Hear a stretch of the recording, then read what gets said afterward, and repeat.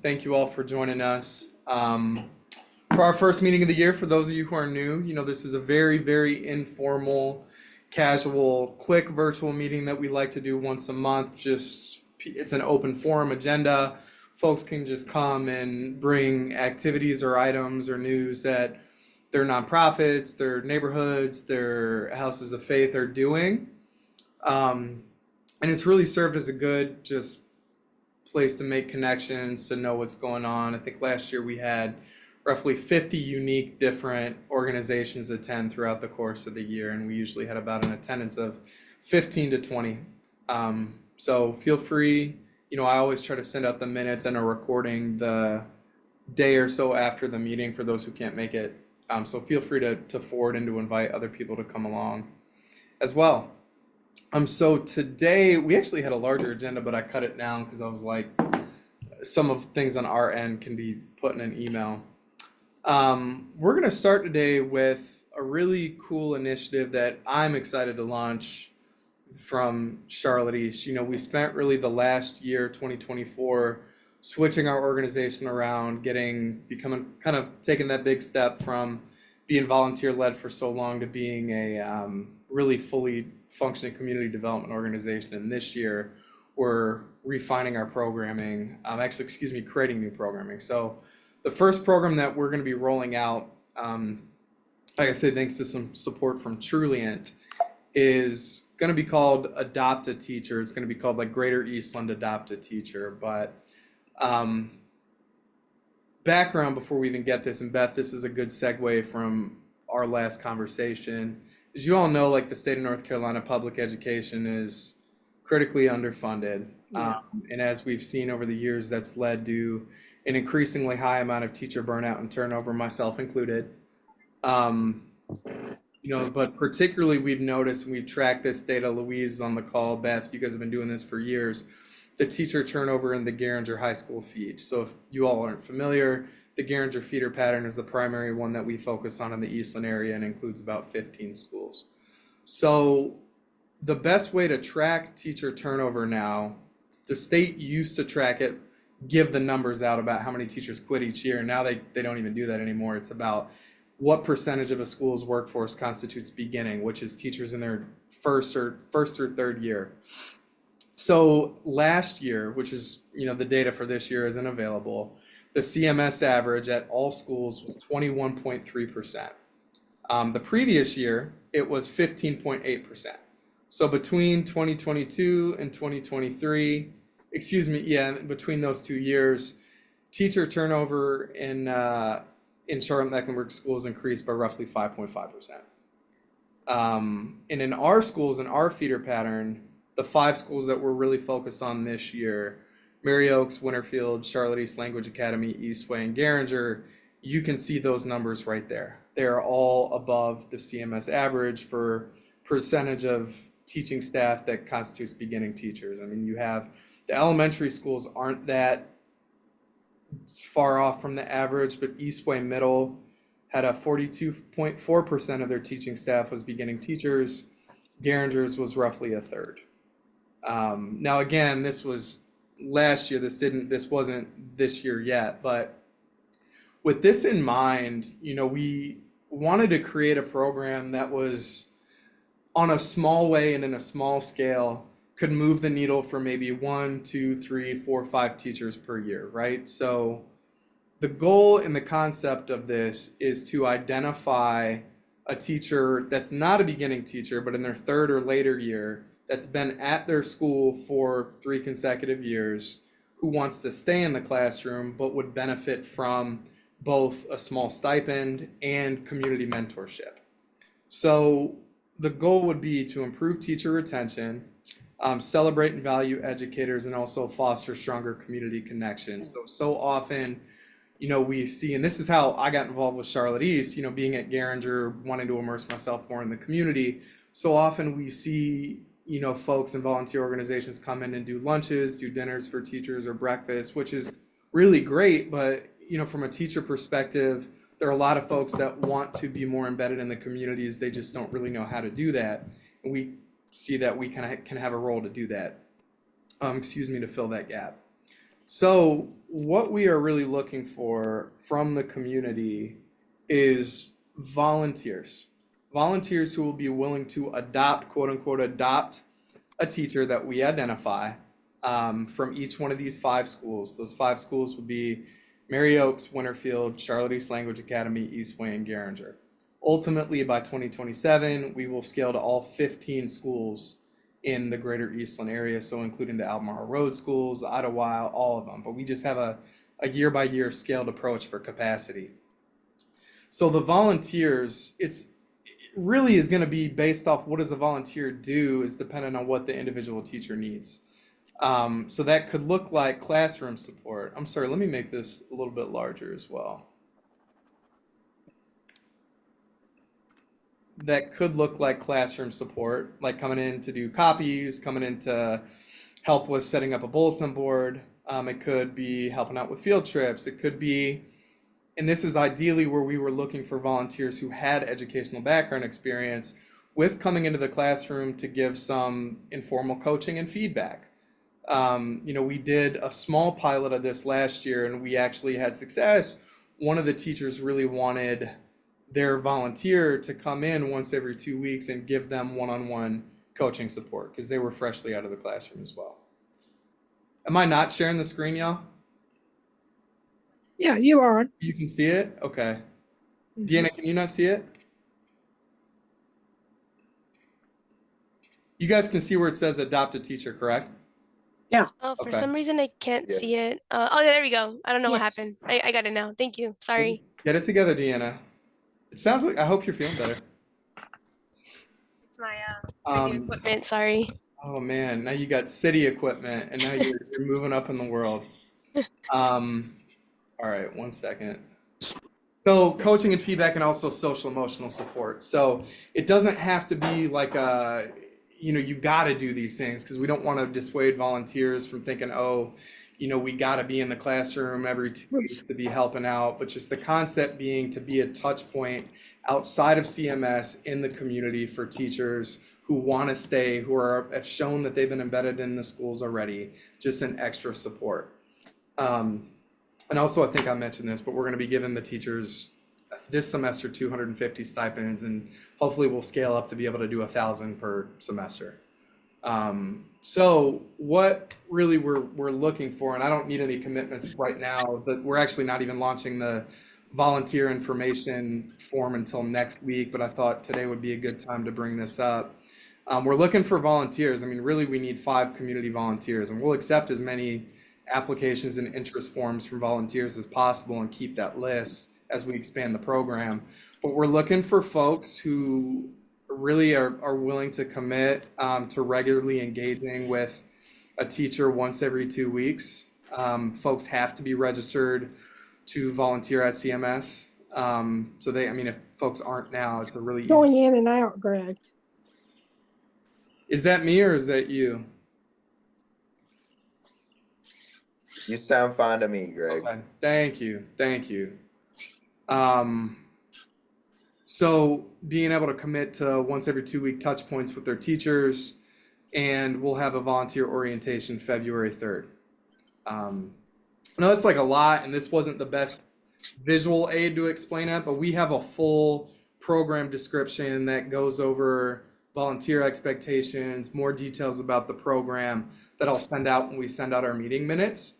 That it's in depth. It's very, very set up, but I wanted to present it here today because we talk so much about education and why it's so important to our community and how we need to do a better job of supporting our educators, and thought, this would be a cool model that we can try out. So any questions, any comments on this before we move on? Hey, Louise, is that you raising your hand? Is this is this set up from something else that you've seen work? No. We just kind of, I probably unknowingly stole it mentally or pieced it together from something, but we developed this. For example, one of the ladies that a co-chair of our education committee, the League of Women Voters, it actually mentors a teacher this year at Garinger. Okay. And is having, I think, a very good experience doing that, but also it gives her a chance to see what's really happening there. And I think, so there may be a model there that I'm not even sure who she's going under. Do you know exactly how? No. Beth, do you know any more about how Laura is doing that? Whether it's, I'm assuming it's through CMS, but I know she knew somebody at Garinger, so I don't know whether it's more informal or more formal, but she does it regularly. And so anyway, if something like that might be helpful, we could talk to Laura to see. Yeah, if you could put her into contact with me, that would be great. Okay. Because I will say we already have, this is just one of the things we're doing with education. We already have a principal cohort where I meet quarterly with all the principals from these schools too. So we're going to filter it through the principals. Like it's, I mean, the relationships are established. Like they know that this is coming. So And how do you choose a teacher? we're going to have the application. Like you'll see it when I send out the form. It'll be like we're doing a vetting process. There's an application. Some of it will be qualitative, and we'll just make the decision on how to do it from there. But it's going to be a Charlotte East decision because we didn't want to put that responsibility on the principals, especially because there's money involved. We didn't want them to have to get in the middle. Yeah. Joanne? Yeah, thank you. It seems to me I'm just looking at this, that there's like different levels of commitment. I mean, this coaching and feedback and social emotional support, that would almost be like a covenant thing. I mean, that can't be a one time or 2 or 3 time event. And I guess as you meet with people, you'll have what's the best practice with that. Yep, exactly it. So in the survey that we're sending out to teachers is really what are the needs that you have? Like which one of these categories would be the best fit based off what you need? Same with the volunteers, like trying to match them. I mean, it's not going to be like, you know, a random pairing, but really intentionally looking at some of the feedback that, or some of the short answers that the educators give in their responses, figuring out what might be the best like personality fits depending on what people need. And again, like you said, the goal is not for this to be even just a semester long relationship. The goal is that we kind of create the table for the relationship to happen, and then whatever happens, right? So like that's what we see as our role as a community connector, taking this semester by semester approach and hoping that a 6-month or a 5-month period will really bring in that educator to the community and vice versa. Because Louise, you made the good point about having the community member be able to see what is going on in the schools as well.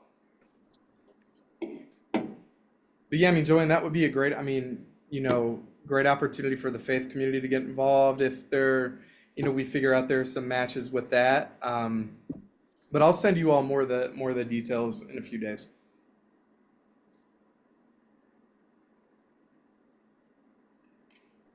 Alrighty, any other questions or comments? All right.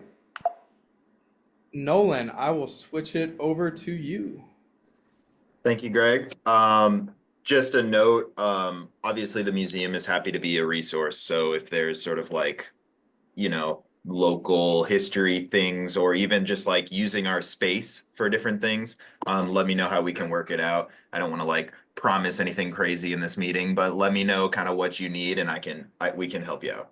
Cool. I was gonna say, be careful. The meeting's being recorded, so I'll pull it back up and Terry. You can quote me on that. That's fine. Thank you.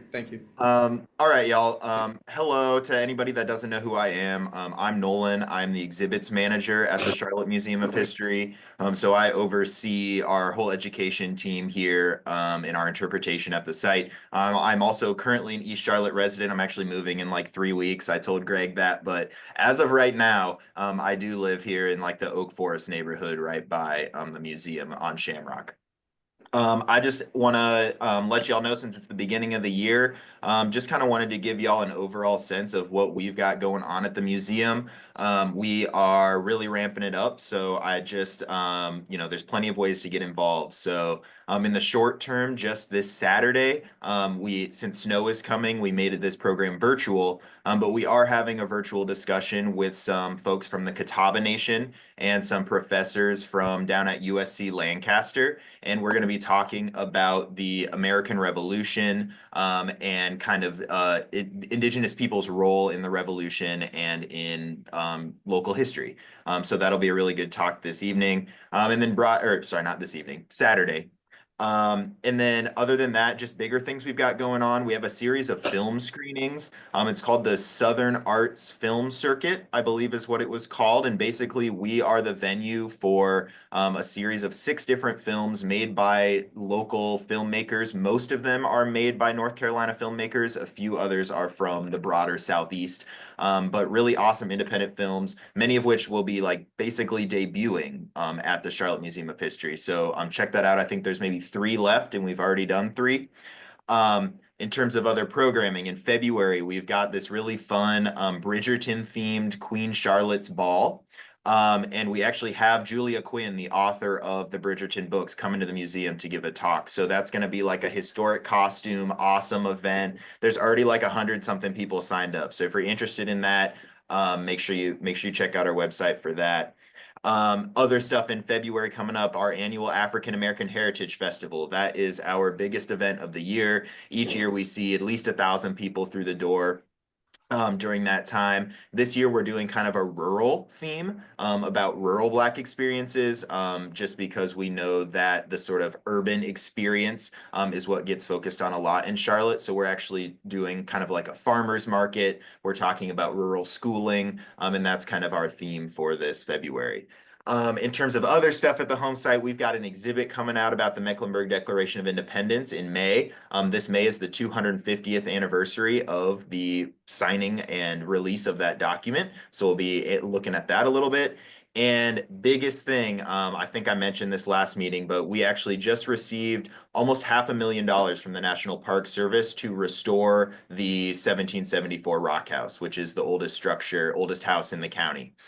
So we're going to be planning and perhaps maybe by the end of the year starting some of that restoration work. So just want to let you all know again that everything I mentioned is basically in the next 6 months. So we've got a packed calendar. We are really trying to ramp it up here at the museum. As I mentioned earlier, we really want to be a resource here in East Charlotte. Quite frankly, a lot of our visitation is people who are not from Charlotte, who I think come here and then they Google Charlotte History Museum and then they show up at our place. We really want to make sure that we are your friendly neighborhood museum, right? Like we want to hear from y'all what types of things you want to see here. And if it's in our budget, we'll see what we can do. So appreciate y'all for being part of the East Charlotte community. We're out here off Shamrock. Give us a visit. Y'all can probably find my email, or Greg can share it in the mass email as well if he wants to. So yeah, thanks y'all. Let me know if you have any questions. No, Nolan, what's the best way for me to, because you guys have so many events coming up, Yeah. what's the best way to share just the website's event calendar? Yeah, I mean, it would be, I'm not sure what the link is, but if you go to our website, right at the top of the page, or right at the main top of the page, there's a what's coming up link. Okay. And that'll take you to charlottemuseum.org/ here, I'll just put it in the chat.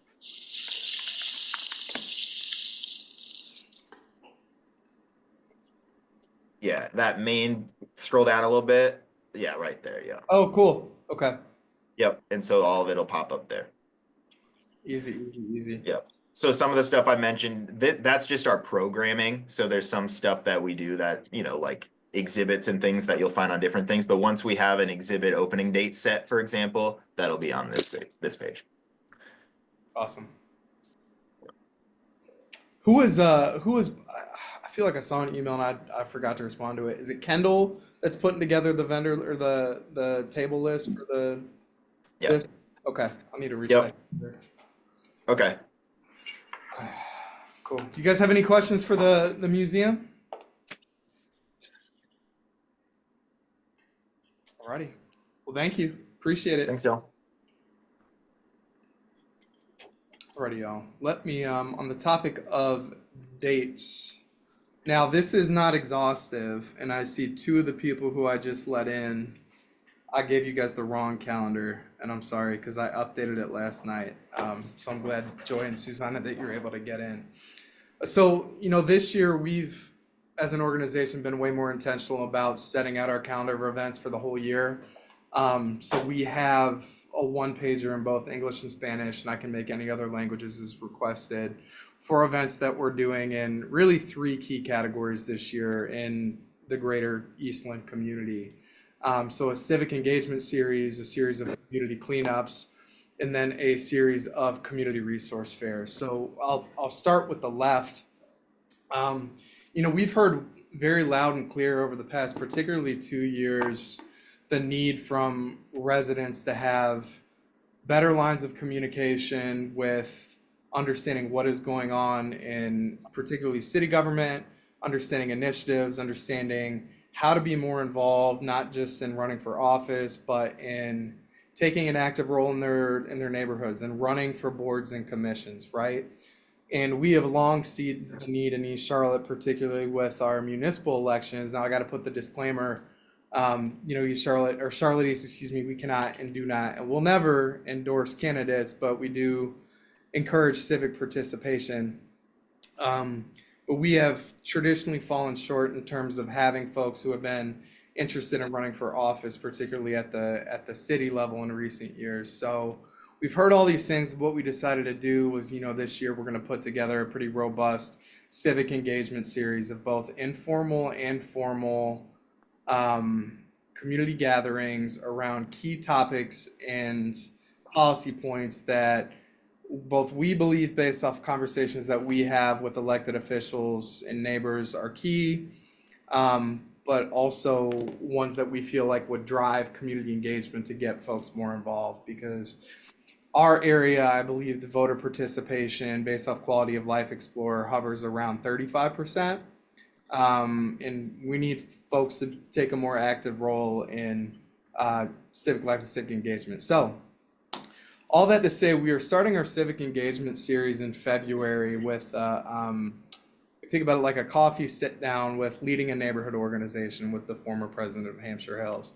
A very informal opportunity. We'll probably expect, in my mind, it would be a success if we had 10 to 15 people come out, right? Like just very small, intimate, hey, here's why I led this neighborhood for X amount of years. Here's what you can do to get involved. Here's some pitfalls I fell into. Here's some connections I can make. So that'll be February. April 3rd, we're going to do serving on boards and commissioner with the current planning commissioner, who will give kind of an overview of what they do and how they got involved. On May 22nd, we will have running for elected office with was sworn in a couple hours ago, North Carolina House Rep 112, Jordan Lopez. Very, very happy for him and for our community. We've traditionally stayed away from this, but in August, we are going to hold a City Council District 5 candidate forum. We're going to hold that right before early voting. We think that is going to be critical. We've stayed away from that for a few years and getting involved with candidate forums, but we realize with the issues that we've confronted in the past few years and with kind of where our community's at going forward, that we kind of have a responsibility to step up. And on October 9th, we are going to be holding a transit tax town hall, assuming that the General Assembly does give Mecklenburg County permission to put a 1-cent sales tax on ballot for referendum this fall. We will be holding a transit tax town hall. But I'm not going to go over every single one of these dates, but I wanted to explicitly point out the civic engagement series because I know I discussed that with this group in December. It's something new for us, but I think it's going to be critical. Like I said, not explicitly for getting people to run for office, but just increasing people's awareness of what's going on and how to be involved. We have our annual series of community cleanup events that we're going to be doing again starting in March, both Central Avenue and Campbell Creek. And this year in partnership with our United Way partners, but this is actually kind of a wide net for anybody here. we realize like so often when we do community resource fairs that we expect folks and ask folks to come to us at a central location, which works, which is great when you're in a location that's conducive to. But our Bridge for Kids in Charlotte East and our agencies that are under the United Way umbrella this year, we're going to be doing quarterly pop-up resource fairs at targeted apartment complexes that we see as the highest areas of need on the east side. So like 2 hour, just quick resources, bringing in the county, bringing in other folks, working with the apartment complexes themselves to ensure that folks, residents get the literature to come out in these X amount of hour periods to get that could be support with immigration services, with whatever the county has to offer, with utility relief programming, with any type of programming. So we're going to go Rosecroft, which is, if you're not familiar, it's on W.T. Harris next to Grove Park. Sailboat Bay in June. Spanish Quarter Circle, which is next to a really kind of part of the Winterfield neighborhood. And Country Club Apartments in November. So just wanted, I know that was a lot of information, and I will send the one pager instead of these little flyers, but I wanted to give everyone on the call a scope of our work for 2025. Any comments or questions at this point? I'm really excited about the civic engagement series that you guys are going to do. Served on a bunch of boards, and it's really critical to get more citizens' perspective on there. So I think that's really exciting. Absolutely. Thank you. I am too. Like, and you know, Tani, so often it happens, like a lot of the time, the same folks that serve on boards and commissions get recycled on, which is fine, like that go to the different boards and commissions, but how do we get new folks in? I think that's one of the key things we're looking at this year too. Yeah, and I think it's a stepping stone too for especially the new blood getting in there. If they're interested in eventually running for office, it's a really good stepping stone to get that kind of exposure too. Yeah, absolutely, absolutely. And for those of y'all, I mean, I guess this was kind of implied, but this is a municipal election year, so the mayor and all city council seats are up. Primaries in September, and the general election is in November.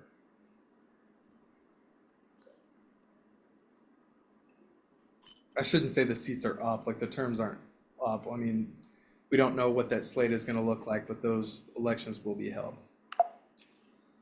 Artie, I have one more. I've been talking a lot today, y'all, which is not usually how I do this, but beginning of the year, I wanted to really give a good overview. So for those of you who are familiar, Charlotte East is one of the community quarterbacks through the United Way's United Neighborhoods Initiative. And Susanna, you're on the call. You want to explain what United Neighborhoods is really briefly? Sure. Good morning or good afternoon, everybody. Happy New Year. So United Neighborhoods is an initiative from United Way that we're looking to eliminate barriers of transportation and get services to all of our different neighborhoods that are disinvested historic neighborhoods in Charlotte. So we came out with this initiative a few years ago. I don't want to overload you with information, but we look for one support agency that we call Quarterback. We follow the corridors of opportunity model in order to identify the disinvested neighborhoods. Then we look for a Quarterback, which is the support agency that works along with other organizations to bring services to the residents without leaving the neighborhoods that they are in. So Charlotte East is one of our grantees as a Quarterback in our support agency, and with him there's different organizations that work with him doing the different priorities around the neighborhoods in Charlotte East. Yeah. So thank you. I'm sorry to put you on the spot, but I haven't seen you yet this year. I had to just go ahead and jump I know how you are. for the people. Yeah. So in a nutshell, right? There are two quarterbacks in the East Charlotte area, us and Our Bridge for Kids. Our Bridge for Kids really deals and supports with the agencies that particularly target our immigrant and refugee and international population. Explicit like service and needs for that community, like Despierta. Amity Medical is another one, but there's some other agencies, but we also support with agencies that our community has determined that there is a need for. So last year we had 6 agencies. This year we have 6 agencies with only one new one. But I'll say, Venetra's on the call, Frankie May Foundation, which deals with support for caring for the caregivers, running out of Weeping Willow. We have 3 youth organizations, Jumping Dreams, which supports social, emotional, and physical health development through Double Dutch. Promise Youth Development, which does violence mitigation out of Albemarle Road Rec Center. Champions of Change, which supports specifically targeted to homeless youth, homeless females, and CMS. And Amity Medical, which is a nonprofit medical group. Amity's on the call. I don't know why. Aren't you on it? Hey, Michelle, what's up? If you wanna give a quick. Yeah, hi guys. I'm Michelle. I'm the new community outreach coordinator for Amity Medical Group. And yes, as Greg was saying, we are a nonprofit medical group. We have several locations across Charlotte. Our target populations are HIV patients and behavioral health patients, but we also provide primary care and pediatric care as well. And yeah, I'm excited to be here. I'm excited to get to know everyone and be involved with Charlotte East. Awesome. We're happy to have you this year, and I know. So y'all, their flagship location is off of W.T. Harris by next to Easttown Market.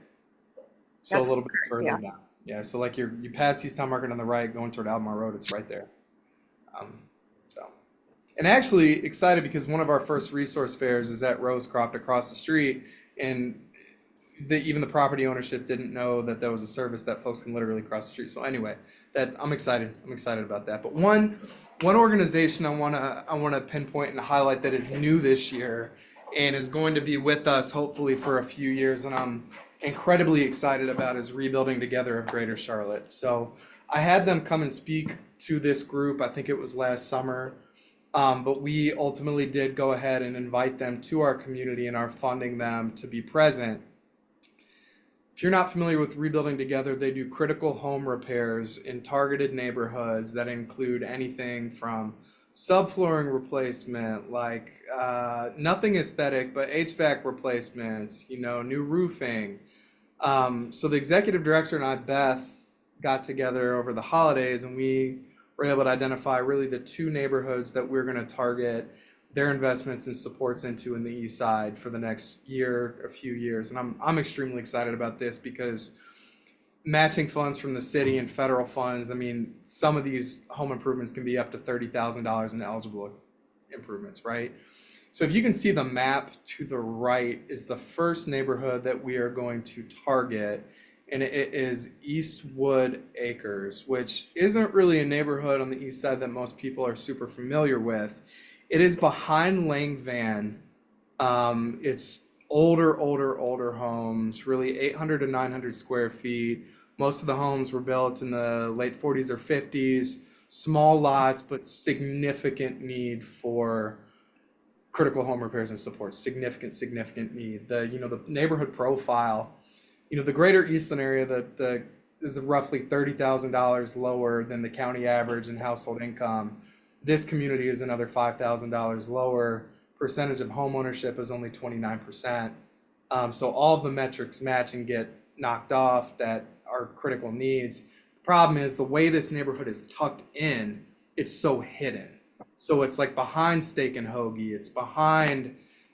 So anyway, we're gonna start with Beth, and I'll actually probably have Beth come on, and the executive director for Rebuilding Together in February, so we can solicit some support for volunteers to do neighborhood canvassing, to do a lot of door knocking and see, hey, here's who we are, here's what we're doing, here's the application, here's how you can be eligible. And I don't have the exact eligibility requirements on me right now, y'all, but I do know that the need in this community is immense. And once we get our feet on the ground in this community, we're going to go to Hampshire Hills.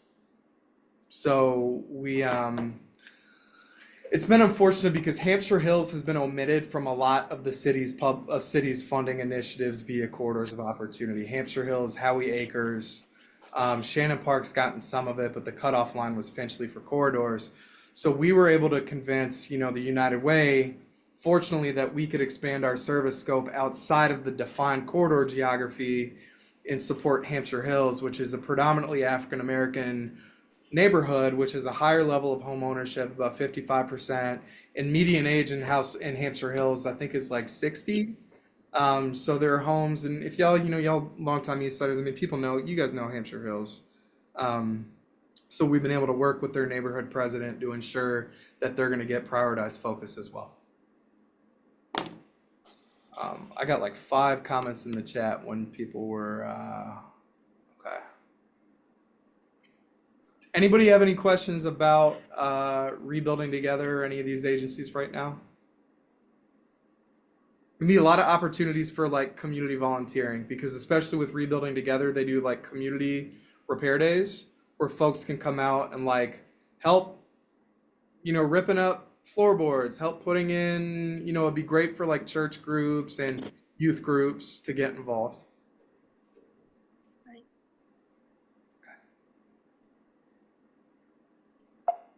Alrighty, we have, who was it? Was that you, Louise? Yeah. Hey. Yeah, you said that for the first neighborhood, I think you said like there are only 30-some% homeowners, 20 or 30%. Yes. Uh-huh. So is this open to people who are renters as well, or is it just for the homeowners? Or has that been established? So my understanding, and I have to confirm it, my understanding is that it has to be homeowner occupied to be eligible for certain like tranches of these. And I don't necessarily know, and I got to confirm with Beth, I don't know if that's their organizational policy or if that's some of the funds that are coming have to be earmarked for that. Like there's some stipulations. But before we, I want to make sure that I get the right information.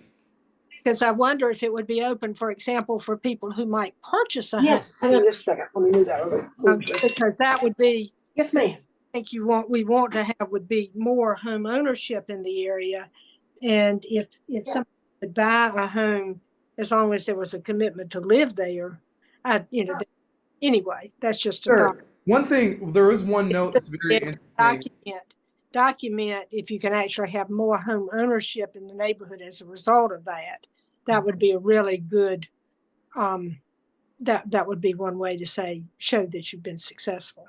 And there's actually, and Tanya, this might be of interest to you and we can follow up. It's not urgent, but one of the stipulations that we're going to ask the city about revisiting for the city's matching fund, or the city's funds that will go toward this, it's a 15-year lien on the property to be eligible for the city funds. So that, Louise, to your point, was kind of to incentivize people not flipping the house from a flipping standpoint. But what Rebuilding Together has noted and mentioned, like, because they just did this in Hidden Valley, they just supported like 70 homes over the past few years, I think.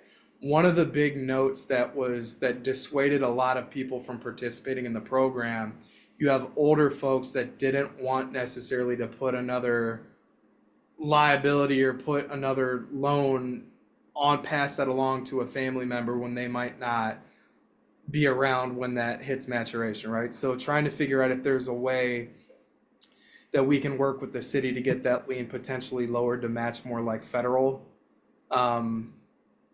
regular guidelines, because I know through the Community Heroes program, which was House Charlotte, it was a 10-year lien, right? That started to be forgiven after 5 years. And so Louise, anyway, I know that was a little bit off topic, but that got me thinking about that. But Louise, I will get an answer to that for you soon. Okay. Alrighty, guys, we have a few minutes if anybody wants to add any items or notes, anything anybody would like to share.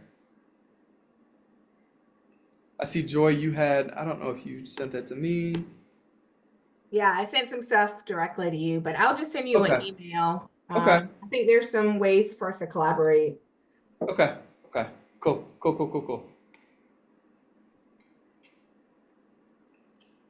Alrighty. Anybody else? Greg, Uh-huh. since we have plenty of time, I'll say Children of the World will be taking applications. As you know, it's a dual language multicultural preschool for 3 and 4 year olds, but also has family involvement from actually family support from very early as people sign up, and it's for not only multicultural, but also most of the children there will have a scholarship, but we do want paid people as well. In other words, it's one of the few places you can go and get preschool for children, regardless of income. And so I think that's one of the things that's important to this group. So we'd certainly be, everybody's welcome to help spread the word. When you said the applications just opened, or they've been rotating? Are opening, I believe, this month. I know we'll be having an open house either the end of this month or the first of next month as well. So if anybody has an interest in either learning more about it, just to be able to share, or knows parents who would be interested, if you want to let me know, or I can give you Maria's information there at the preschool. Okay, thank you. Alrighty, y'all. We are at time, or 1 minute before. Thank you all for joining. Please feel free, if you have anything that you didn't get to add, to send to me by tomorrow, so I can include it in the email blast, which will go out either tomorrow or Friday. Thank you all. Thanks, Greg. Bye. Thank you, Greg. Thanks for all the hard work. Thanks, Greg. Thanks, Greg.